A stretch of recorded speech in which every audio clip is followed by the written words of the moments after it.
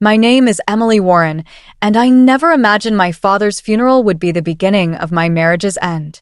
A week after burying him, I was still drowning in grief when my husband, Mark, sat me down and said, almost casually, "We should give half your inheritance to my mom."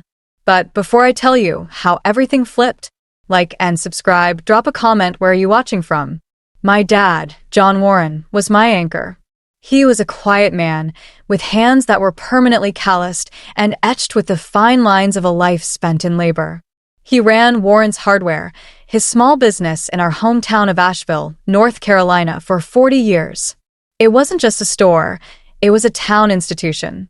The place had a smell all its own, a comforting blend of sawdust, oil, fresh-cut keys, and the strong, black coffee he brewed in an old percolator every morning at 6 a.m. sharp. Dad wasn't a man of grand gestures or eloquent speeches. His love was a tangible thing, found in his actions. I remember being 6 years old and falling off my bike, scraping my knee down to the bone.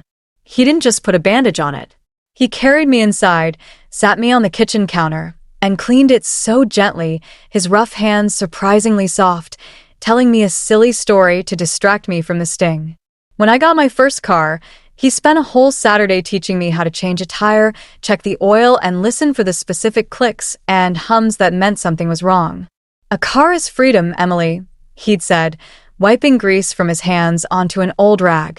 "But you have to know how to take care of it, or it becomes a cage." He was always teaching me how to be self-sufficient, how to stand on my own 2 feet. His life was one of routine and sacrifice. He woke up before the sun, worked a 10-hour day, came home for dinner, and spent his evenings fixing things around the house or poring over the store's accounts at the kitchen table. He never bought fancy clothes or took expensive trips. His one real indulgence was a small, rustic cabin nestled deep in the Blue Ridge Mountains, a place he built board by board with his own 2 hands over several summers. It was his sanctuary. One evening, sitting on the porch of that cabin, he told me why he worked so hard. "I just want you to have a start, Emily," he said, his voice a low rumble as he looked out at the setting sun. "A start without the weight I had. I started with nothing. I want you to start with something. A future without debt." When the cancer came, it was a thief in the night. It moved fast, with a cruelty that felt personal. One month, he was hoisting bags of concrete into a customer's truck. The next, he was confined to a hospital bed, looking impossibly small and frail against the stark white sheets. I spent every moment I could with him. I read to him. I held his hand. I just sat in the quiet as he slept. Mark, my husband of 5 years, came to visit a few times. He'd stand awkwardly by the door, his discomfort a palpable presence in the room. He'd talk about a stressful day at his sales job or complain about traffic, his phone buzzing in his pocket. He didn't seem to understand that the center of my universe was crumbling. He saw an illness. I saw the end of my world. In Dad's final days, his grip on my hand was his last form of communication. "It's all taken care of, sweetheart," he whispered, his breath shallow. "You'll be okay." He died on a Tuesday morning, as the sun was rising.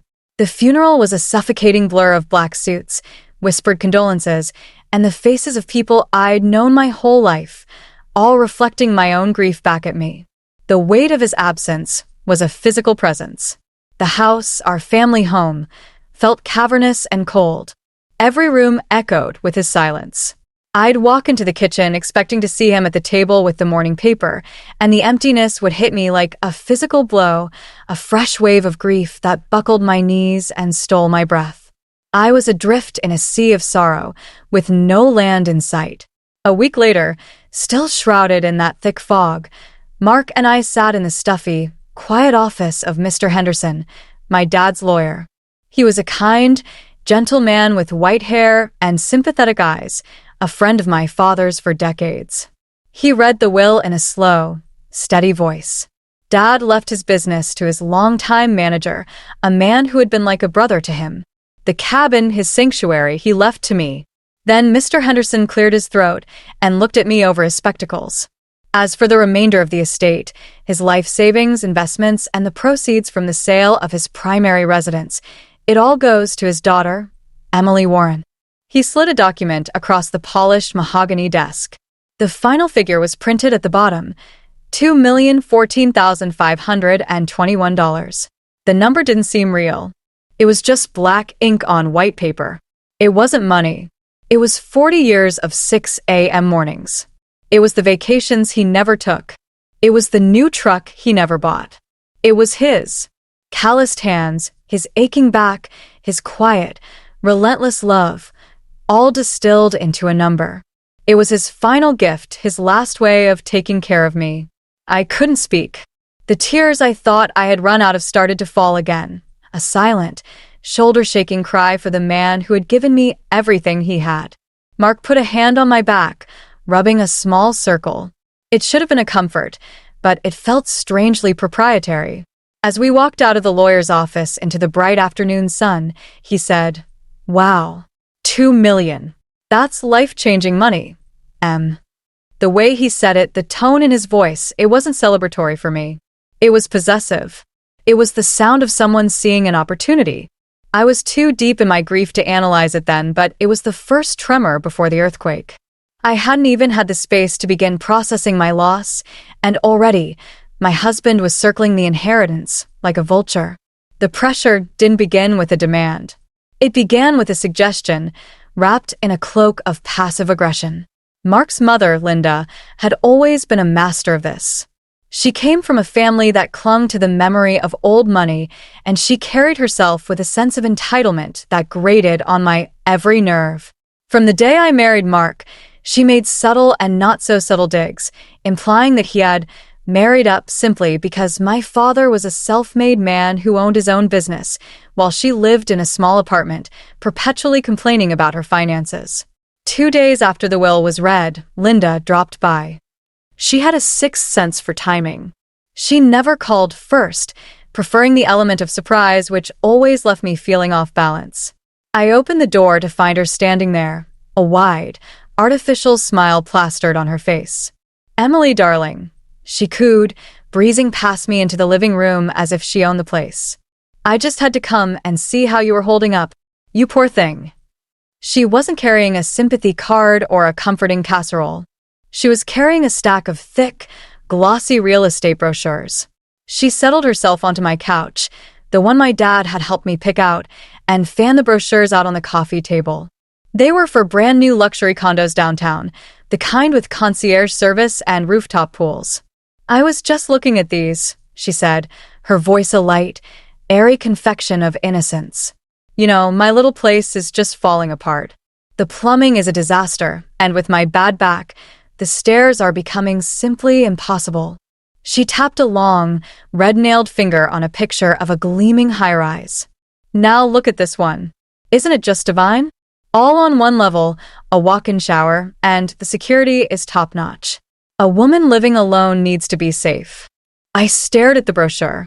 My eyes found the price listed in small, elegant font at the bottom of the page, $875,000. My blood ran cold. A knot of ice formed in the pit of my stomach. She was sitting in my living room, surrounded by pictures of my dead father, pitching me a nearly $1 million apartment just 48 hours after I'd found out about my inheritance. "It's nice, Linda," I managed to say, my voice coming out flat and hollow. "Nice? Darling, it's a dream," she chirped, her eyes gleaming. She leaned forward, her voice dropping into a confidential, conspiratorial whisper. "You know, your father? John, he was such a generous man. A real family man. He would want to know that his family is living well, that we're all taken care of." The sheer, unmitigated gall of it stole my breath. She was using my father's name, his memory, as a tool to leverage her own greed. I felt a hot flash of rage, so intense it made my vision swim. I wanted to scream. I wanted to gather up her brochures, tear them to shreds, and throw her out of my house. But I was raised to be polite. I was exhausted by grief. So I did what I always did with Linda. I swallowed my anger and retreated. "I'm sure he would," I mumbled, turning towards the kitchen. "Can I get you a glass of water?" Inside, leaning against the counter where my dad used to read his paper, my blood was boiling. This wasn't a visit. It was a raid. That night, the real betrayal began to unfold. Mark came home from work and found me sitting in the living room in the dark. The condo brochures were still spread across the table, like an ugly centerpiece I didn't have the energy to move. He flicked on the lamp and the soft light illuminated my strained face. "Hey, what's wrong?" he asked, dropping his briefcase by the door. "Your mom came by today," I said, my voice empty.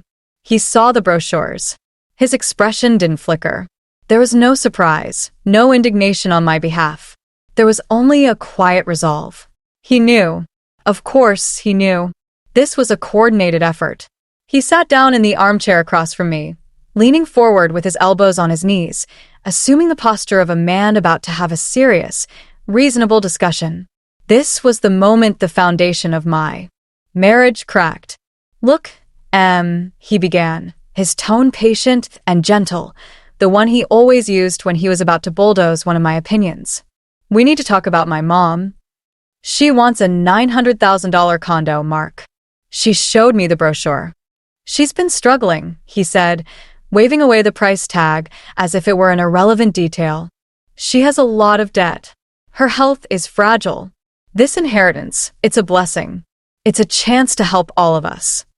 "It's not all of us, Mark," I said, my voice trembling slightly.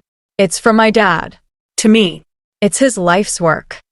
He let out a deep sigh, a theatrical sound of pure frustration that was designed to make me feel small and difficult. "You're not listening, Emily. It's not just about Mom wanting a new place. This is about family. We are a family. What's yours is mine. What's mine is yours, right? We need to be a team on this." Then came the line, the one that I will play over in my head for the rest of my life. "I was thinking we could just give her half. $1 million. That solves all her problems. And we'll still have $1 million left. That's more than enough for us."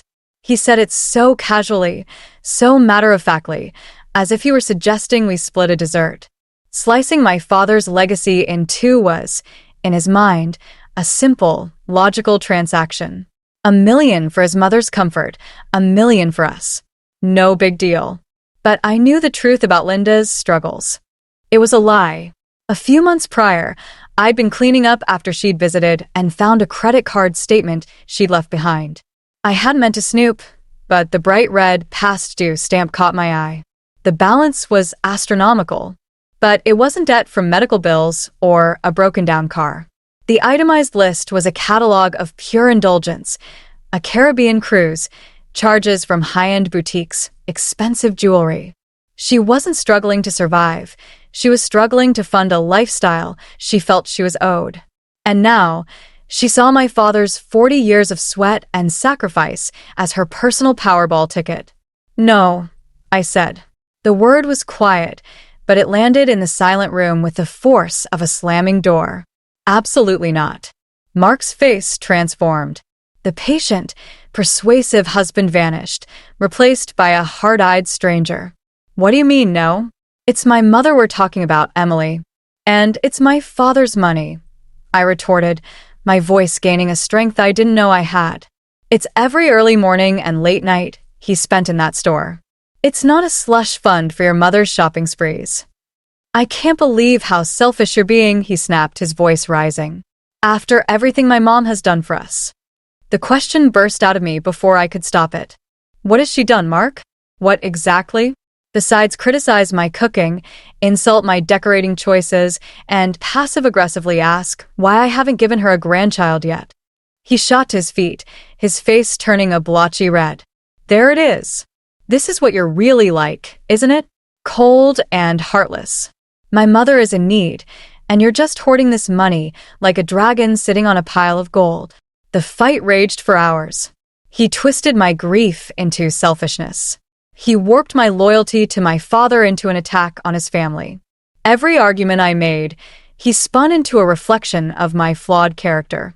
By the time we went to bed, in stony silence, I felt as though I'd been emotionally flayed. I was utterly and completely alone in my own home, lying next to a man I no longer recognized. After that night, the coordinated campaign of emotional manipulation escalated into a full-blown siege. When I stood my ground, Linda's tactics shifted. She began a daily ritual of leaving long, rambling voicemails, each one a masterclass in guilt. "Emily, darling, it's Linda," one began, her voice dripping with manufactured sorrow. "I was just sitting here, looking at a picture of your dear father, such a generous, giving soul. It would just break his heart to see his beautiful gift causing such friction. He would want his family to be happy and secure." Another time, she was crying. Actual, sobbing tears. "I just don't know what I'm going to do," she wailed into the phone. "The bills are just piling up. I suppose I'll have to sell the last of my dear mother's jewelry. It's the only thing I have left of her." It was psychological warfare, and it was relentless. I stopped answering her calls, but the red notification light on my phone was a constant reminder of the messages piling up, each one a tiny, poisoned dart aimed at my conscience.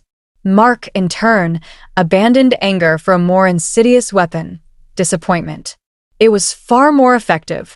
He would watch me across the dinner table with sad, wounded eyes, shaking his head slightly as if I were a lost cause. "I just don't understand what's happened to you, Emily," he'd say, his voice heavy with sorrow. "You're putting money before our marriage. You're putting it before family. Don't you love me? Enough to want to help my mother?" He framed my refusal as a fundamental betrayal of our vows, a deep, moral failing on my part. Then, right on cue, his sister, Sarah, joined the fray.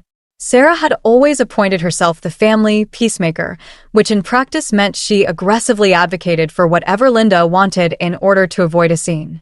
Her weapon of choice was text messages. The first one was gentle. "Hey Emily, hope you're doing okay. Just wanted to check in. Mom is really, really upset. I just want to make sure we're all doing what's best to keep the peace." When I didn't respond, the next one was more pointed. "Mark is really torn up about all this. He feels like you're completely shutting him out. Family rifts can get so ugly and permanent. I'd really hate to see that happen to us." And finally, the hammer. "Look, you just have to understand. That's how Mom is. It would be so much easier for everyone if you just helped her out a little. Isn't that what family is supposed to do for each other?" I felt like I was losing my mind. They were all using words like family, peace, and love, but the only word they really meant was money. They had seamlessly formed a united front, casting me as the cold, selfish villain for the crime of wanting to honor my own father's wishes. The constant, 24/7 pressure began to erode my certainty. I started to lie awake at night, staring at the ceiling, wondering if they were right. Was I being unreasonable? Was I the one destroying my marriage over money? I felt trapped in a web of their making, completely isolated and gaslight into believing I was the problem. The breaking point, the moment the web finally tore, came 3 weeks after Dad's funeral. It was a Sunday evening, and a tense, oppressive silence had filled our house for days. I was emotionally exhausted, a ghost haunting the rooms of my own life. Mark had been sullen and withdrawn all day. Then, around 6 p.m., the doorbell rang. I opened it to find Linda, Sarah, and Sarah's husband, Tom, standing on my porch, all wearing grimly determined expressions. "Surprise," Linda chirped, the word sounding jarringly false. She pushed past me, carrying a bottle of cheap wine. "We were in the neighborhood and thought we'd come keep you company. No need for you to be all alone on a Sunday." They filed into my living room, settling into the furniture as if it were a boardroom they had commandeered. Mark then emerged from the kitchen, a tray of glasses in his hands, not a hint of surprise on his face. He kissed his mother's cheek. "Glad you guys could make it," he said. My heart didn't just sink. It plummeted. This wasn't a surprise. It wasn't a social call. It was a planned, calculated ambush. They arranged themselves in a semicircle around the armchair I usually sat in, effectively creating a makeshift courtroom where I was the one on trial. I remained standing by the doorway, my arms wrapped tightly around my waist, a cold, hard knot of dread tightening in my stomach. Linda cleared her throat and placed a thick manila folder on the coffee table with a soft thud. "Emily, dear," she began, her voice adopting a tone of formal, practiced gravity. "We are all very, very worried about you. And we're worried about the immense stress this whole situation is putting on your marriage." Mark nodded grimly, like a loyal lieutenant. "We've been talking, all of us, and we've come up with a solution. A path forward that is fair and equitable for everyone involved." He opened the folder. Inside was a single, neatly typed page. He slid it across the table towards me. I didn't move to take it, so he began to read from it aloud, his voice devoid of all emotion. "We've created what we're calling a fair division plan," he announced, as if he were a CEO presenting a quarterly report. "First," he said, his eyes fixed on the paper, $1 million will be gifted to Mom to secure her long-term financial future and allow her to purchase adequate housing." I stared at him, my mind going numb. The audacity was breathtaking. He wasn't even pretending it was for us anymore. "The remaining $1 million," he continued, still not looking at me, "will be placed into a new, joint household account. This account will be used for our shared expenses, investments, and other long-term goals. To ensure it is managed responsibly, Sarah and Tom, with Tom's financial background, have generously offered to co-sign and help manage the funds." I flickered my gaze to Sarah and her husband. They were both nodding sagely, looking at me with expressions of smug pity. They were presenting me with a legally binding plan to give away half of my inheritance and cede control of the rest to them. They sat there, in my living room, in the house my father's money had helped me secure, and dictated the terms of my surrender. It was no longer a request. It was an ultimatum. This was an intervention, not for my emotional well-being, but for my bank account. In that instant, something inside me didn't just snap, it shattered. And from the wreckage, something new and hard and cold emerged. The fog of grief that had been choking me for weeks burned away, replaced by a terrifying, crystalline clarity. I saw them. I saw all of them for exactly what they were. They were not family. They were a pack of predators who had been waiting for the weakest member of the herd to be vulnerable. I looked at my husband, Mark, the man I had loved, the man I had built a life with, and I felt nothing. The love was gone. The shared history, the inside jokes, the memories, they all evaporated like mist. All that was left was a weak, greedy man who had conspired with his family to rob me during the most painful moment of my life. I didn't scream. I didn't cry. I didn't throw them out of my house. That's what they were expecting. They wanted a hysterical woman, an emotional wreck they could dismiss and control. I refused to give them the satisfaction. I drew in a long, slow breath and let my eyes travel from one face to the next. Linda's greedy anticipation, Sarah's false concern, Tom's smug superiority, and Mark, my husband, the chief architect of my betrayal. "I need some time to think about your proposal," I said, my voice eerily calm and even. "Thank you for taking the time to share it with me." The absolute stillness of my response threw them completely off balance. They exchanged confused, uncertain glances. This was not in their script. Mark stood up, trying to regain control. "Emily, this isn't a proposal. This is what's happening. It's for the best." I said, I repeated, my voice dropping even lower, each word sharp and clear. "I need time." Without another word, I turned and walked up the stairs. I went into our bedroom and I locked the door behind me. My heart was hammering against my ribs, but for the first time in weeks, it wasn't from anxiety or grief. It was from a cold, hard, and unfamiliar rage. The war had been declared, but I wasn't going to fight it on their terms. I was going to end it on mine. I didn't sleep that night. I sat on the floor of my closet, the door shut, with the faint light from the street lamp filtering underneath. The reality of my situation washed over me in waves. My marriage was a lie. The family I had married into was a collection of parasites. I was utterly, completely on my own. And in the silent darkness of that closet, the realization wasn't terrifying. It was freeing. There was no more self-doubt, no more hoping Mark would come to his senses. There was only the cold, hard truth. The next morning, I began to move with a purpose I hadn't felt in years. I was a machine. My first call, at 9 a.m. sharp, was to Mr. Henderson. I told him everything, my voice steady and devoid of emotion, as I recounted the Sunday night ambush. He listened without interruption, his silence a comforting validation. When I finished, his voice was firm, laced with a fatherly anger that I desperately needed to hear. Good girl, Emily. You did not agree to anything. That is critical. Do not speak to Mark or any of them again. Let me handle the communication from here. That week, I executed a silent, precise counteroffensive. On Monday, I went to the bank. Guided by Mr. Henderson over the phone, I opened a new set of accounts in my name and my name only. Then, I authorized the wire transfer of the entire inheritance into a newly formed irrevocable trust. It was a fortress of legal protection, and I was the only one with a key. I watched the teller process the transaction, and with each click of her keyboard, I felt a layer of grime being washed away. On Tuesday, I had my first meeting with the divorce attorney Mr. Henderson had recommended. Her name was Ms. Albright, a sharp, impeccably dressed woman whose handshake was as firm as her gaze. I laid out the whole sordid story, from the condo brochures to the typed-up plan. She didn't seem shocked or surprised. She just took meticulous notes. This is a classic, albeit brazen, case of financial abuse and coercion, she said calmly. The inheritance is a premarital asset by proxy, and certainly non-marital property. He's not legally entitled to a single penny of it. We'll file for separation immediately. On Wednesday, I gathered my ammunition. I downloaded the audio files of Linda's voicemails.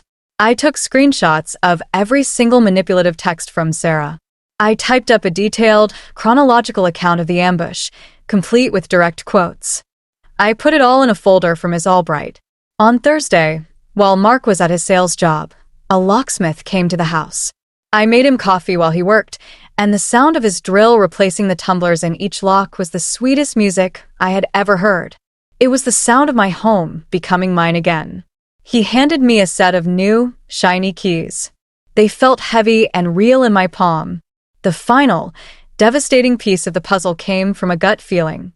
I remembered Mark mentioning a new high-yield savings account a few months back, saying it was for our future.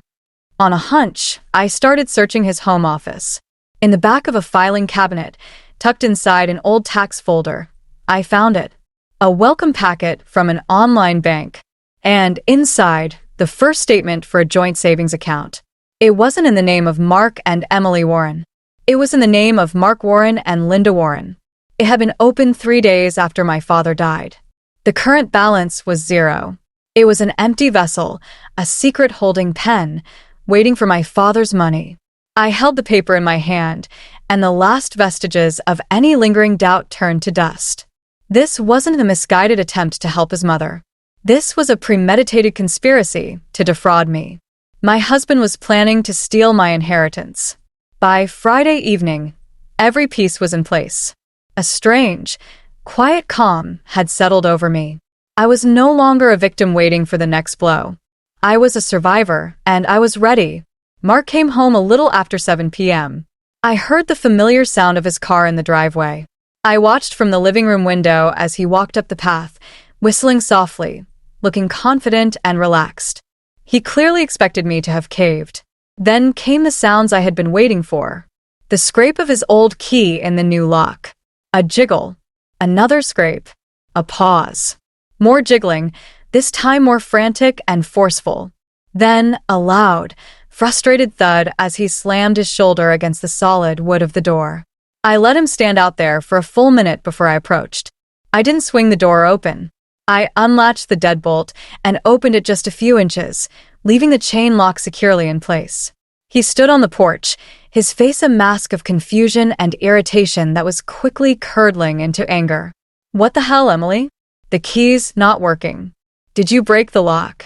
No, Mark, I said, my voice perfectly level. I had the locks changed. His brow furrowed. You what? Why on earth would you do that without telling me? I didn't answer. Instead, I held up the thick manila envelope. This is for you, I said, my voice as cold as the metal chain between us. I slid it through the gap. He snatched it from my hand, his eyes narrowing with suspicion. He ripped it open right there on the porch. I watched, silent and still, as his world fell apart in paper form. First, he saw the official separation notice from Ms. Albright's law firm. His face went pale. Then, he leafed through the printed screenshots of his sister's texts, her words about keeping the peace, now laid bare as instruments of coercion. Next, he saw the typed transcripts of his mother's tearful voicemails, her emotional performance rendered sterile and pathetic in black and white. And finally, at the very bottom of the stack, he saw the pristine copy of the bank statement. The one for the joint account in his and Linda's names. The one that was opened the week my father was buried. I watched every micro-expression on his face. The color drained from his cheeks, leaving behind a pasty, gray pallor. His jaw went slack. His eyes, when they finally lifted to meet mine, were wide with sheer, unadulterated panic. The confident, entitled man from 5 minutes ago was gone, replaced by a guilty child caught red-handed. There was no defense. No plausible explanation. The evidence was absolute. I had him. Emily. He stammered, his voice a choked, pathetic whisper. Wait. We can talk about this. No, I said, the single word as firm and unyielding as the door between us. There is nothing left to talk about. Your things are packed in boxes in the garage. My lawyer will be in touch with yours. And with that, I closed the door, slid the deadbolt home with a satisfying thud, and walked away from the door, and from him, forever. In the days that followed, my phone became a battlefield. A barrage of frantic calls, angry texts, and pleading emails from Mark, Linda, and Sarah. I didn't answer a single one. I didn't read them. I just sat down one afternoon and methodically blocked every one of their numbers, every social media profile. The sudden, total silence they left behind was not deafening. It was the most profound and beautiful peace I had ever known. The divorce was swift and brutal. Faced with the undeniable proof of a premeditated plan to move my non-marital assets into a secret account, Mark's lawyer advised him not to contest a single thing. He walked away with nothing but the clothes on his back and the public shame of what he had tried to do. I sold the house. It was tainted. I bought a small, manageable place in a quiet part of town. But the real healing, the real work of rebuilding my life, began when I started spending my weekends at Dad's cabin. I used a small, carefully budgeted portion of his gift to bring his sanctuary back to life. I hired a local crew to fix the foundation and put on a new metal roof, but I did most of the interior work myself. I spent weeks sanding the old, heart pine floors, the ache in my back a welcome, productive pain. I painted the walls a warm, sunny yellow that captured the morning light. I learned how to reglaze old windows. The physical labor was a balm for my soul. With every nail I hammered and every wall I painted, I felt like I was reclaiming not just the cabin, but myself. Now, I drive up into the mountains almost every weekend. The air is cleaner there, scented with pine and damp earth. It's quiet, the only sounds being the wind in the trees and the call of a distant hawk. I spend my days hiking the trails Dad showed me as a child, and my evenings reading by the stone fireplace he built with his own 2 hands. The cabin is more than a building. It's a connection to him. It's where I feel his legacy, not as a number in a bank account, but as a profound sense of safety and peace. I still visit his grave. I pull the stray weeds and leave a small bouquet of wildflowers from the mountain. I talk to him, telling him about the new roof on the cabin and the way the deer come right up to the porch in the mornings. And I always end by making him the same promise, a whisper to the cool granite stone. Your life's work is safe, Dad. It's safe with me. And I'm safe now, too. And for the first time since he left, I truly believe it. If this story resonates with you, about protecting your boundaries, your peace, and your worth, please like this video, subscribe, and share your own story in the comments. Sometimes the strongest thing you can say is one word: no.